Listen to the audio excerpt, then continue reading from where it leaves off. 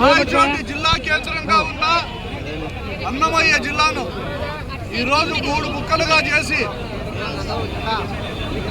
ఒక ముక్క తిరుపతికి, ఇంకోటి కడపకు, రాయచోటును తీసి మదనపల్లిలో కలిపి మదనపల్లెను ప్రత్యేకంగా ఒక జిల్లాగా ఏర్పాటు చేయడం చూస్తూ ఉంటే చంద్రబాబు నాయుడు గారు ఏ రోజు కూడా ఆయన ఇచ్చిన మాటకు కట్టుబడి ఉండడు అని చెప్పేదానికి ఇంతకంటే వేరే నిదర్శనం ఏమీ దొరకదు. ఎన్నికల సందర్భంగా ఆయన మాజీ ముఖ్యమంత్రిని పక్కన పెట్టుకొని రాయచోటి జిల్లాను ఇట్లే కొనసాగిస్తాం, అన్నమయ్య జిల్లాను కొనసాగిస్తాం, రాయచోటిని జిల్లా కేంద్రంగానే పెడతామని చెప్పి ఎన్నికల్లో నాది మొదటి హామీ అని కూడా చెప్పడం జరిగింది. ఇంతకంటే దౌర్భాగ్యం ఏమన్నా ఉందా?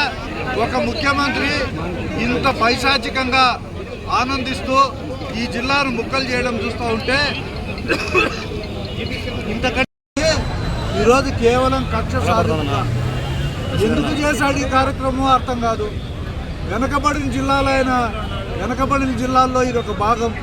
అన్ని వెనకబడిన నియోజకవర్గాలు, ఈ నియోజకవర్గాలకు ప్రత్యేక సహాయం అందించాలా, ఇవన్నీ దృష్టిలో పెట్టుకొని ఇక్కడ జిల్లా కేంద్రాన్ని ఏర్పాటు చేశారు జగన్మోహన్ రెడ్డి గారు.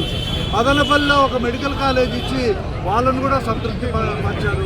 ఇట్లా ప్రతి ఒక్క ప్రాంతానికి ఏదో ఒక ప్రత్యేకతనిచ్చి ఆయన ఈ గౌరవాన్ని కాపాడుతూ వస్తే ఈరోజు చంద్రబాబు నాయుడు గారు కేవలం ఒక కక్ష సాధింపు, ఎవరి మీద కక్ష సాధింపో తెలియదు.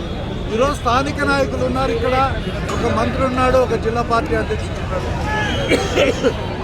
వీళ్ళు చాలా చంద్రబాబు నాయుడుకు కుడిభుజం ఎడంభుజం లాంటి వ్యక్తులు. ఎందుకు ఆయన్ను కన్విన్స్ చేయలేకపోయినారో అర్థం కావడం లేదు.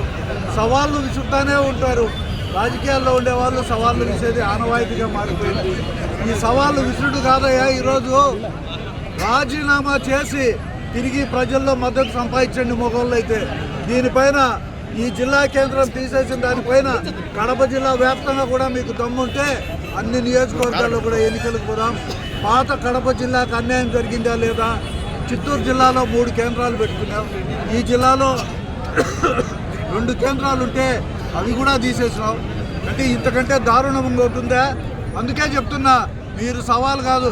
చంద్రబాబు నాయుడు గారు పాత కడప జిల్లాలో ఉన్న 11 స్థానాలకు అందరం రాజీనామా చేసాం.